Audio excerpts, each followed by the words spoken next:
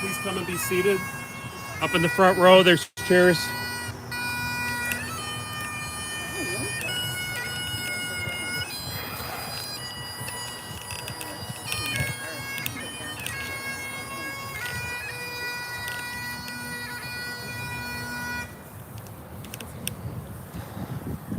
Folks, could I ask you to sit down? We've got the camera going here.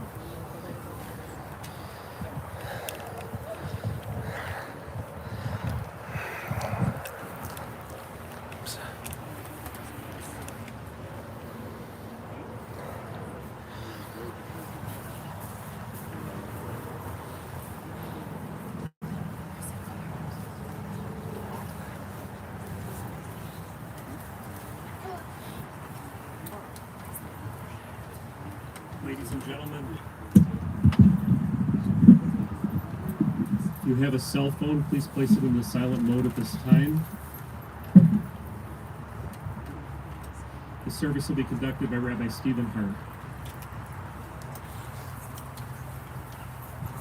Please feel free to be seated if you wish.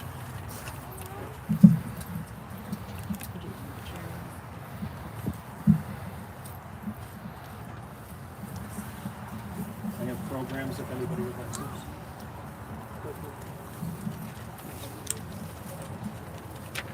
Did you get a program?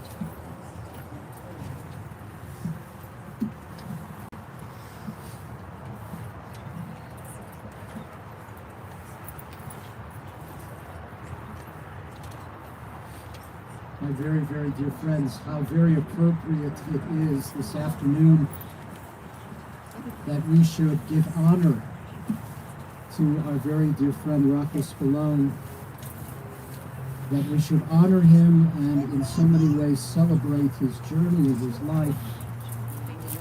He should be honored with bagpipe music for not only acknowledging his English roots, but his love and his passion for traditional Scottish bagpipe melodies.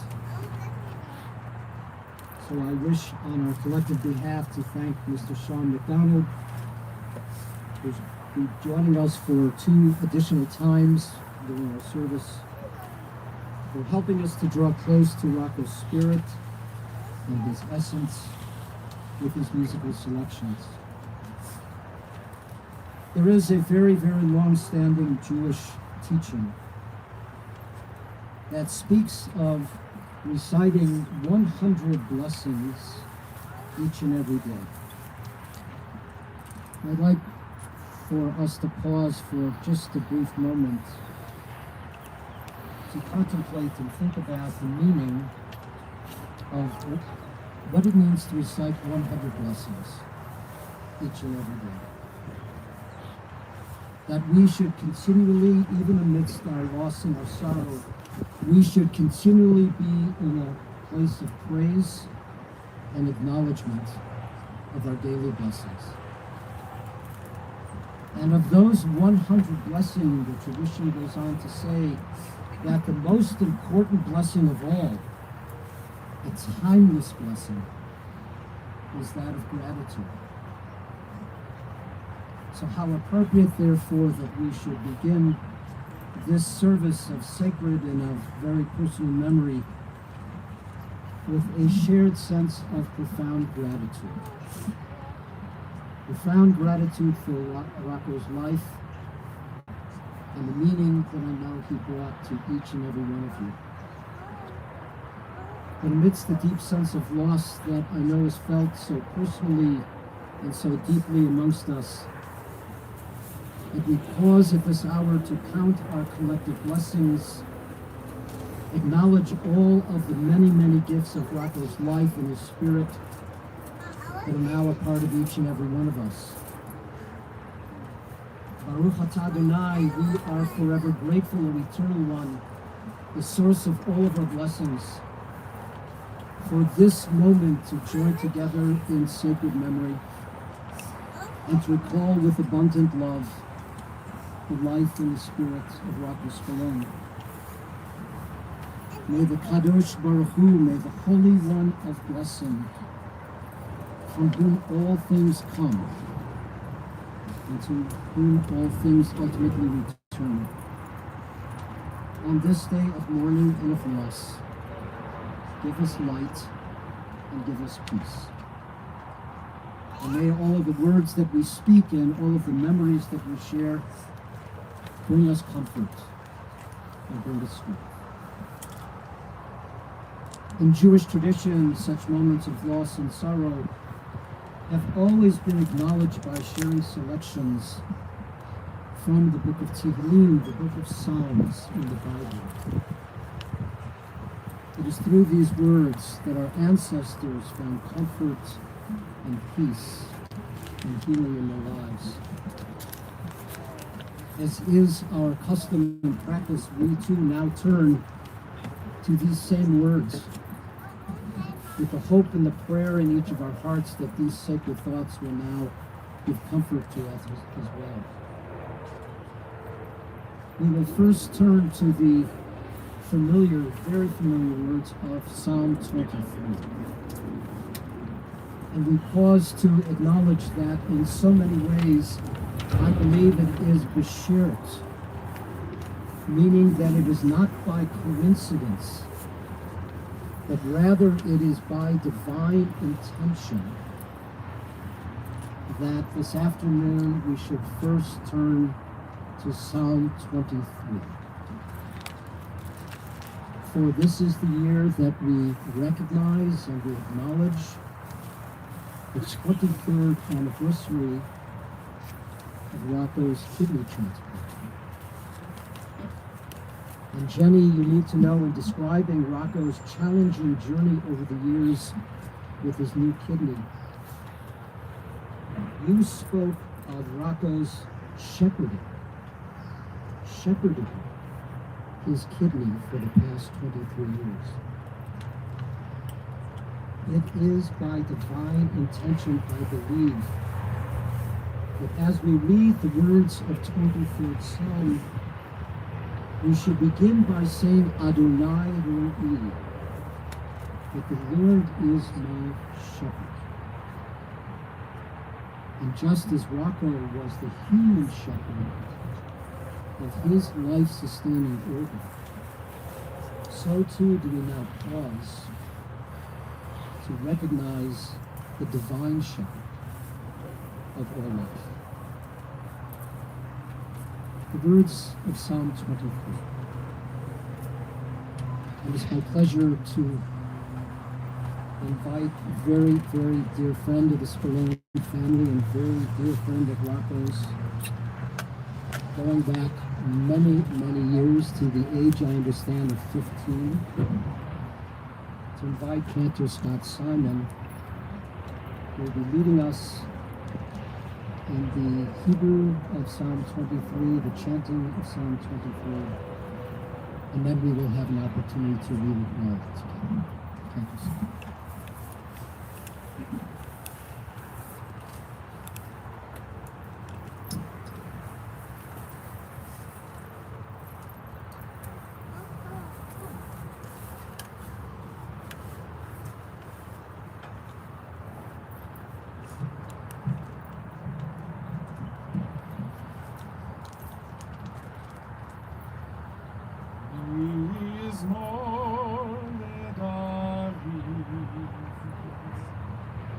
Adonai Ro'i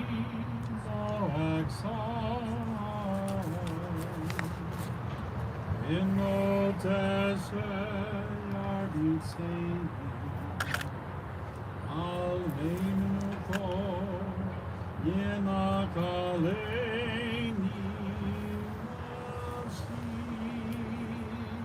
Yishove,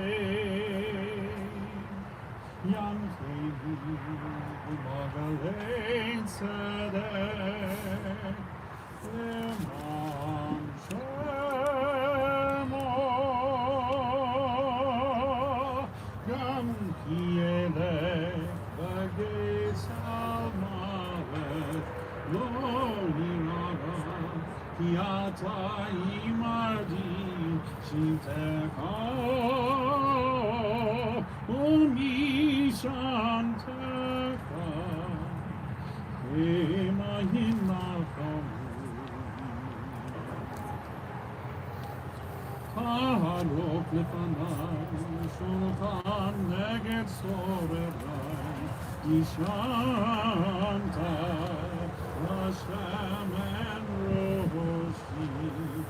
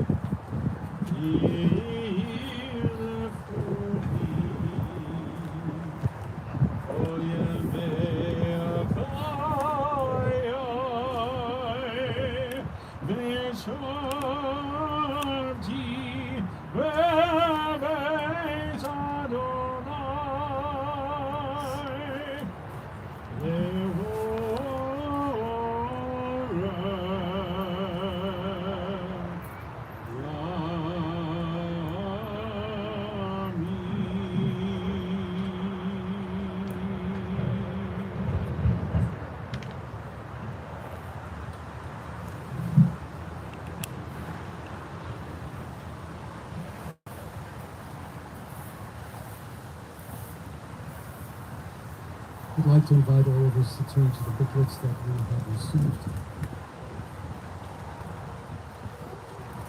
where you will find on the inside cover the words of the 25th Psalm. I'd like for all of us to turn to them. The Lord is my shepherd, I shall not want. He maketh me to lie down in green pastures. He leadeth me beside the still waters. He restoreth my soul. He guideth me in straight paths for his name's sake. Yea, though I walk through the valley of the shadow of death, I will fear no evil, for thou art with me. Thy rod and thy staff, they comfort me. Thou preparest a table before me in the presence of my enemies. Thou hast anointed my head with oil, and my cup runneth over. Surely goodness and mercy shall follow me all the days of my life, and I shall dwell in the house of the Lord forever. It's very fitting and appropriate, dear friends, that we should continue briefly our recitation of Psalms, of these words of comfort and peace, by turning to Psalm 112, which I believe brings much personal meaning to us, and yes, in so many ways describes the essence of Rocco's life and his spirit. The words of Psalm 112. Ashrei Adam, blessed is the one who reveres God, who greatly delights in all of God's commandments. His descendants will be honored in the land, and the generation of the upright will be blessed. His household prospers, and his righteousness endures forever. For light dawns in the darkness for the upright, for the one who is gracious and compassionate and just. He is not afraid of evil tidings. His mind is firm, trusting in God. His heart is steady. He will not be afraid. He has distributed freely, he has given to the poor. His righteousness has endured forever, and his life is exalted in honor. In his very personal loss, in his own bereavement and sorrow, the biblical Job was to cry out these words, Adonai Natan v'Adonai lakach v'Hishem Adonai mivarach, that God has given and God has taken away. Blessed be the name of God. As an ancient people, we are well acquainted with grief and with the valley of shadows. Death and sorrow are not strangers to us, yet the centuries have taught us that a Shem Tov, a good name endures beyond the grave unless there is strength and faith. On this day we say with Job, Adonai Natan, the God you have given. You have given us a loved one who will not be forgotten. For all that was good and true and enduring in Rocco's life, we offer the deepest thanks of our hearts. Adonai Lakach Ad, you have taken away. And we pray for the strength to tune our broken hearts into an altar of trust, before which we might acknowledge your sovereignty and love. As we say with Job, Yehushem Adonai Nivarech, blessed be the name of God, now and forever. My dear friends, in Jewish tradition, we are taught that we receive three different names in our lives. The name that is given at birth, the name that others may call us throughout our lives, but the third name is the most important of all. It is called the Keter Shem Tov. It is called the crown of the good name. That which we receive through how we choose to live our lives, how we touch others, our core values, the reputation that we create for ourselves, how we choose to speak and interact with others, the nature of our friendships, and yes, the love that we create in our families. This is in so many ways our legacy. And this is our good name. And this is the life and the spirit of our dear friend Rocco Spallone. Since my arrival at Temple High in 1993, I have been blessed to share the life journey of the entire Spallone family. Not only do I vividly recall how the congregation rallied around Rocco and the family for his kidney transplant 23 years ago, but will always recall Rocco's soft-spoken way. Our many conversations after Shabbat services. His presence over so many years in the High Holy Day Choir, participation in the Temple Brotherhood, and his strong support and encouraging presence in his children's Jewish education and his positive Jewish identity. Sharing the renewal of vows, a beautiful ceremony for you, Jenny and Rocco. It was also another memorable occasion to be shared with the Spallone family. And as Rocco pressed forward to meet his ongoing health challenges over the years, his true character and his true spirit emerged. Never complaining about his life situation, always remaining and managing to stay positive and seeing the cup as half full. He was always very fond of quoting and teaching his children the familiar quote to be found in the refrigerator, that life is 10% what happens to you, and 90% is how you react to it. In addition to the priority he always showed to his family, despite never having a college education, Rocco was bright. He was smart. And he was a big history buff, and especially fond of Winston Churchill and English literature such as Shakespeare. He was well-read, a special love of art, a passion for the opera, and yes, always dressed to the nines. Rocco and Jenny were also very active in the 1980s in what was called at the time the Save Soviet Jewry movement. and formally welcomed Yana, and Kim, and Katya to this country. And an ongoing relationship with them, I know, has been a source of great meaning in the life of your family over these many years. But amidst all of these many life interests and all of these many passions, none was ever greater than the love that Rocco had for his family. He worked so very hard over the years to support each of you in every way that he could. And he defined success by striving to be the best person you could possibly be. To be a mensch. To be a caring and a thoughtful human being. And knowing Melissa, Vanessa, and Derek, I would definitely say that he succeeded. We are taught that the words that are spoken from each of our hearts enter into each of our hearts.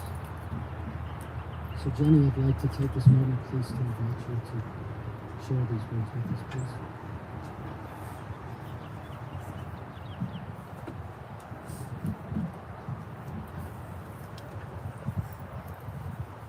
I just wanted to welcome all of our friends and our family members. And to me, this is a celebration, a graduation of my love's life.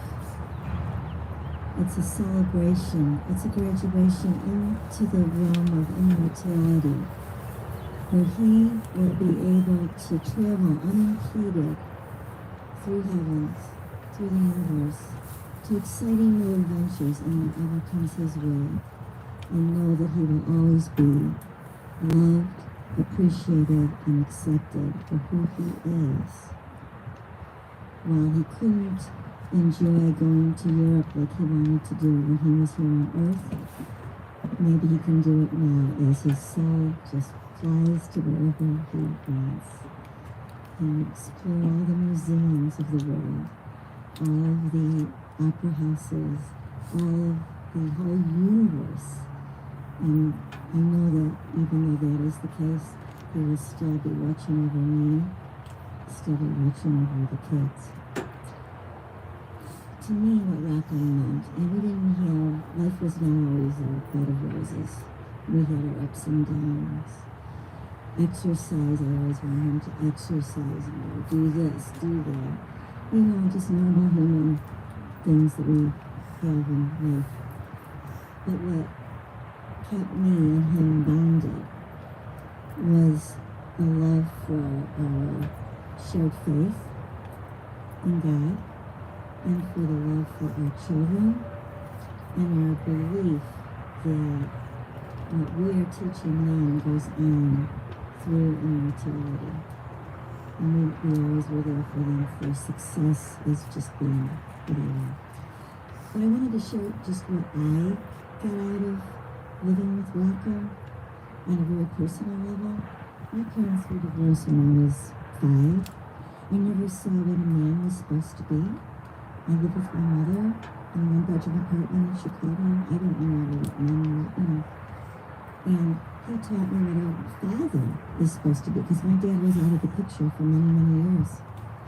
And I looked curiously through him as he raised Melissa, Vanessa, and Derek. And I watched how he was soft-spoken. And I'd be like, Rocco, look what they just did. It's okay. It's all right. It's fine. It'll go pass. I was always the disciplinarian, as you could guess. So I got to watch what good fathering is, which is shepherding your children through life. And to me, that means everything, because he will be with me forever. Amen.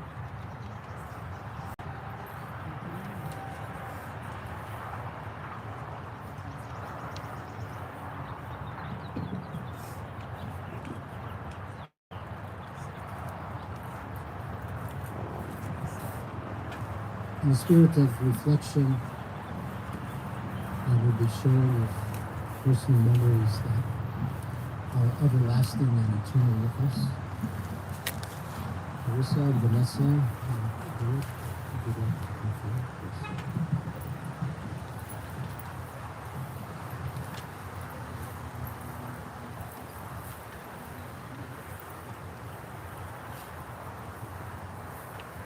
My dad had this book that he filled out. It had questions, and so he wanted to fill it out so then we could have it forever. It just asks you like daily questions. He was like this little excerpt so you guys can just see his like personality shining through. Excuse me. Did you enjoy reading as a boy? I loved to read. I used to love to go to the library. I was so excited to have my own library card. I loved to read history, mythology, sports, and good stories. I loved reading about World War II. The longest and hardest book I read was War and Peace. I read all of Hemingway's novels as a boy. His was the philosophy of the individual man doing his best against the hardships and obstacles of life and trying to prevail. I suppose that's always been the philosophy of my life. Winston Churchill is my favorite person ever. He really speaks to me. His life is a complete chronicle of the 20th century. Study history and you will always have a glimpse into the future. He's like obsessed with Winston. This whole book is pretty much about that. How have your ideas changed about God from when you were young? When I was younger, I didn't give God much thought. I've always believed in God, though. As I journeyed through life, I could see many connections between events in my life and God. The birth of my children, the death of my parents, the divorce from my first wife, and not understanding what went wrong, the meaning of and marrying your mom, my deciding to convert to Judaism, which is one of the best things I ever did. Of course, surviving kidney failure, dialysis, and getting my transplant proved to me what I felt there is a God who watches over us all. What special talents did your parents nurture in you? I got my love of reading from my mother, also music. She loved to play the stereo around the house. She loved beautiful music. She also gave me an appreciation and understanding of fashion and beautiful clothes. She was a dressmaker and could sew anything. My dad liked sports and encouraged that in me. What would you still like to learn? Maybe to dance the tango. Have you ever been in an accident or had a lifelong illness, and how did that affect you? Obviously, because of my kidney failure and long experience with dialysis from 95 to 99, I did not know what my life had in store. It was all about survival and being with you children and mom. I guess it taught me just to enjoy the moments of each day and take one day at a time. Fortunately, I received a transplant and they gave me a new lease on life. What is your most treasured possession and why? My life and my health, for without them there is nothing. When you were a new father, what was your greatest fear? That something would happen to my baby, Marissa. I would go into your room every night and make sure you were asleep on your back and not on your stomach. Always making sure you were breathing. My greatest joy was you, and still are. You were a beautiful baby. Always happy, always smiling, just proud, and I still am. What is your favorite way to spend a rainy day?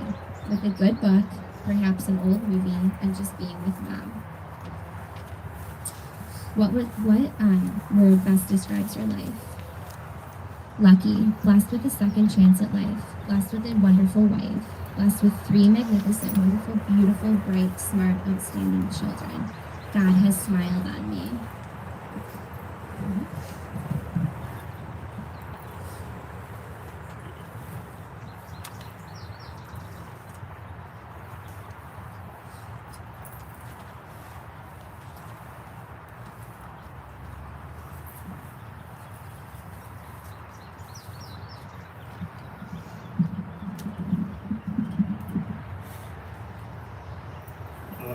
Excuse me. First off, thank you to, as my mother said earlier, all of our family and friends and everybody that came here to be with us, and just through the last couple of days, how difficult everything has been. So we really appreciate your love and condolences, and I think I can speak for all of us from the bottom of our hearts. So thank you. there's a lot of different stories and ways I can describe my dad and the relationship that we had.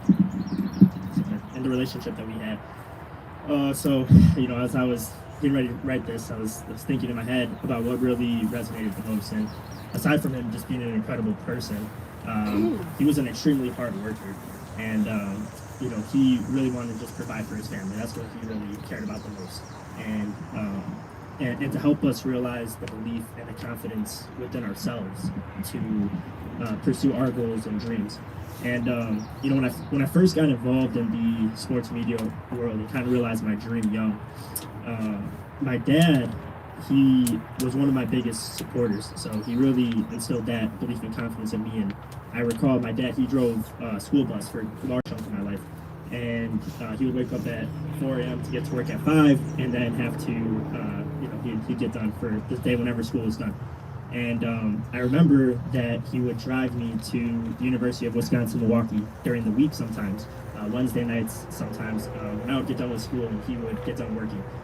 It'll just be, to cover a game or for me to learn and get experience under my belt.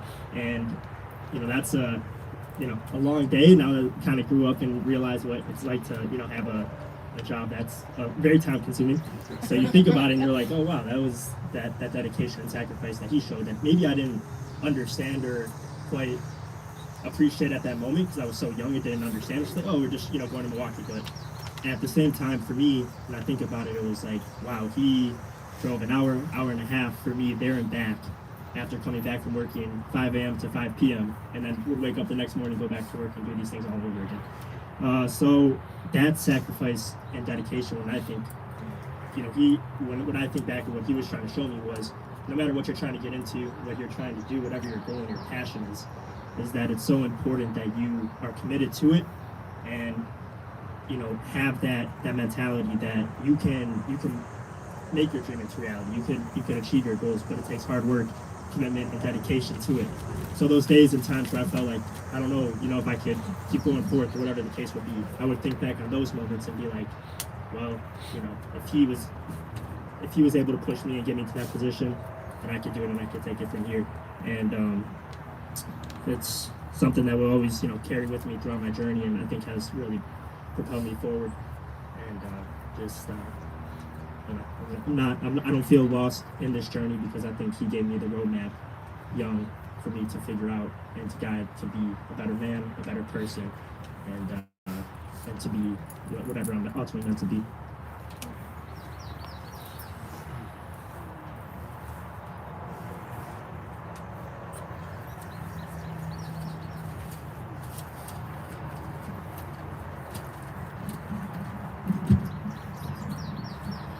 When I was younger, my dad was sick, and so he was a stay-at-home dad, which was very uncommon back then to be a stay-at-home dad and I was a stay-at-home mom. What I remember about my childhood is just how much fun we would have. So, my dad would take Derek and I to Little Caesars every day in Kmart to keep us occupied before he would drop me off at preschool. We would go to the playground every day and go on the tire swing. That was my favorite. We would play bingo a lot of nights when my mom would be gone working. My dad would do a major bingo with us with king-size candy bars, which when you're young is like amazing. It was different. I never knew it was different, but it was just different. We would always do daddy-daughter dances, me and my dad. He would take me on ice cream dates at the Continental, and it made me just feel so special that he wanted to take me out for ice cream. He would help me with all my art projects for school. One time I had to make an orca whale for class. I don't know why. And he made it the size of our kitchen table, and he colored it. I didn't do one thing for it. He did my whole school project. It was ginormous, and I don't know how they thought that I would have done this. I think I was in like second grade. He also did all my shoebox projects for me. When you have a shoebox, you have to like build things in it. Again, I never did it. He shared his love of reading and art with us and his love for fashion, and he was just truly one of a kind. I think everyone who ever met my dad is lucky to have met him and realize how special he truly was. Everyone who has met him says that he's just so special, and everyone has just told us, even when we were with him in North Carolina, everyone would say that he just is like none other, and it's truly true. He just loved us so much, and my mom so much, and he just truly showed us how to be good people and how to love each other and the true importance of family. We just have ourselves, and he would always stress to us, there's no one else for you in life except your family, and I think that really is true, and he really did instill that in us. So I don't know if I can, but thank you. And thank you all for being here.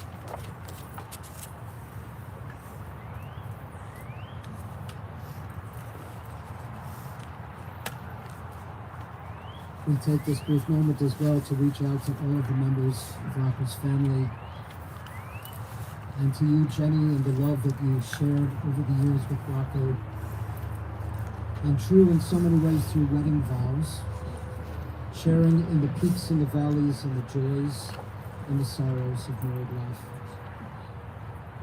So we ask on this day of personal and sacred memory that God will always watch over you and guard you, and grant you shalom, grant you peace and wholeness and healing. And to Marissa, your husband Adam, your son Lucas, to Vanessa, and to Glenn, and to Derek. Particularly, as you made note, as a stay-at-home dad, your father was truly, in so many ways, at the center of your life. He loved you, he adored you, and only wanted for your happiness.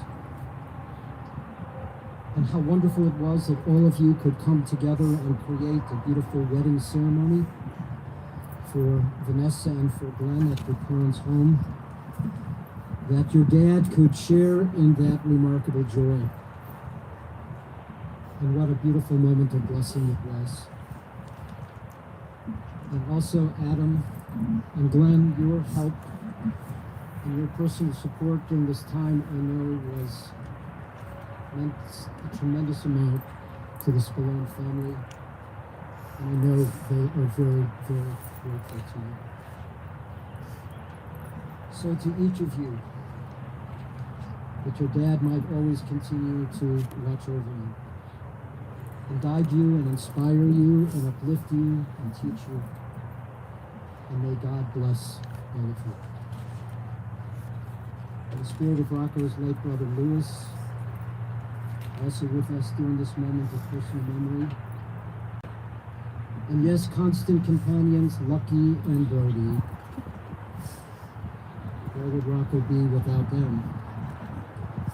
Always by his side, and showing their mutual love for one another.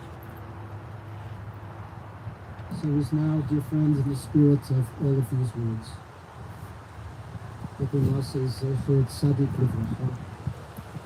may the good name and the memory and spirit of our dear friend Rocco Spallone ever be remembered amongst all of us for much goodness and for blessing. As we're now going to pause for a very brief moment of our own silent prayer, and once again to invite Mr. Sean McDonald, who will help us draw near to Rocco's essence and spirit with this musical selection.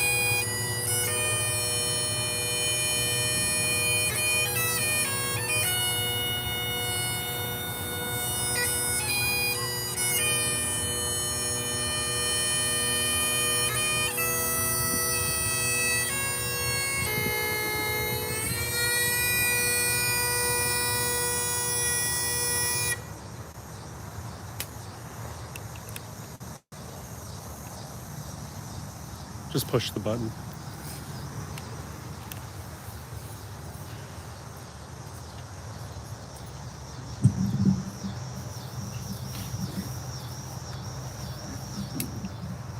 These words of reflection and meditation taken from the Mishkan Tefillah, the words of the Reformed Jewish prayer book. When I die, give what's left of me away to children and old men that wait to die. And if you need to cry, cry for your brother walking across the street beside you. And when you need me, put your arms around anyone and give them what you need to give me. I want to leave you something better than words or sounds. Look for me in the people I've known or loved. And if you cannot give me away, at least let me live in your eyes and not in your mind. You can love me best by letting hands touch hands, and by letting go of children that need to be free. Love doesn't die, people do. So when all that's left of me is love, give me away. We're now going to turn to our concluding memorial prayers. And the words of the El Malay Rachamim, of God of mercy, God of compassion, and to be followed by the words of the Morris Kaddish. And once again, I invite you to turn to the booklets that you have received to lead us our closing prayers. I'd like to invite you please to rise and honor these prayers.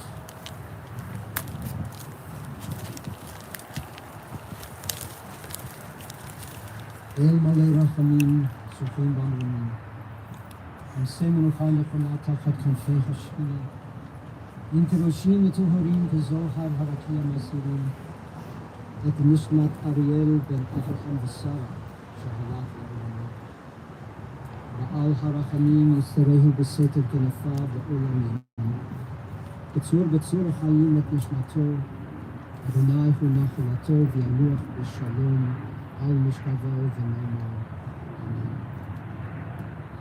Compassionate God, eternal Spirit of the universe, grant perfect rest in your sheltering presence to the soul and the spirit of Rocco Spallone, who has now entered eternity.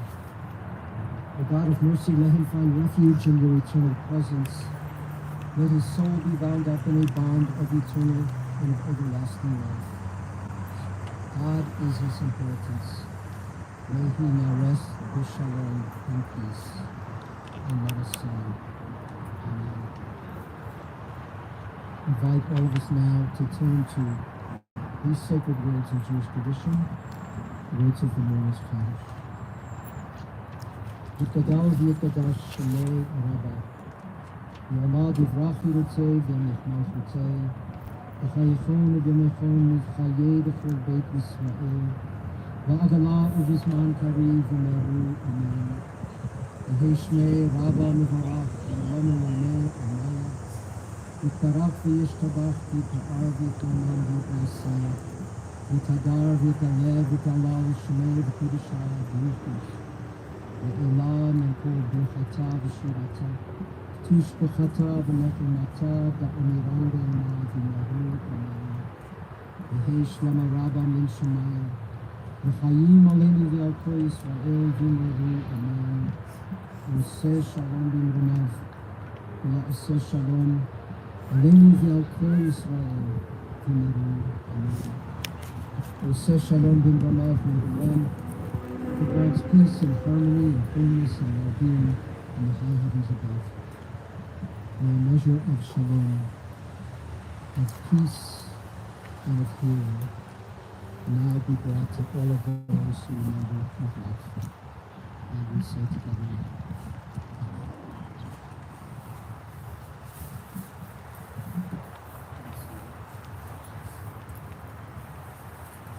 Ladies and gentlemen, my name is Leg Mandel. I'm the funeral director. My wife Sherry also is with us. She's also a funeral director. And contrary to what any of you are thinking, I did not take Rocco's blue coat. They did not give it. in any event, right now we're going to lower the casket, and we will then have an opportunity to put some earth into the grave. There's also a register book over here if you haven't already signed. I do want you to know that there were 14, when I looked, there were 14 devices linked in, so you've probably got another 20 to 30 people that are watching the service with you. So it's not just everyone that's here, which is still a nice sized group, especially for someone who's moved out of state.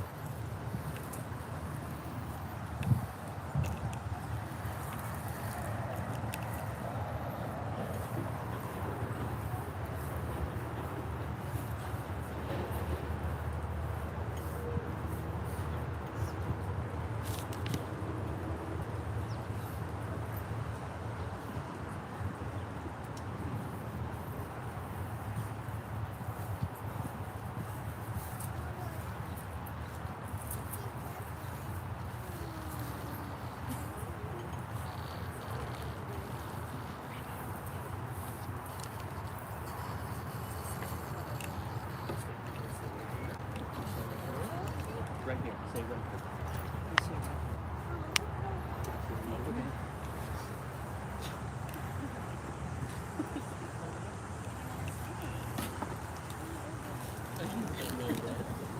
I love you, Grandpa.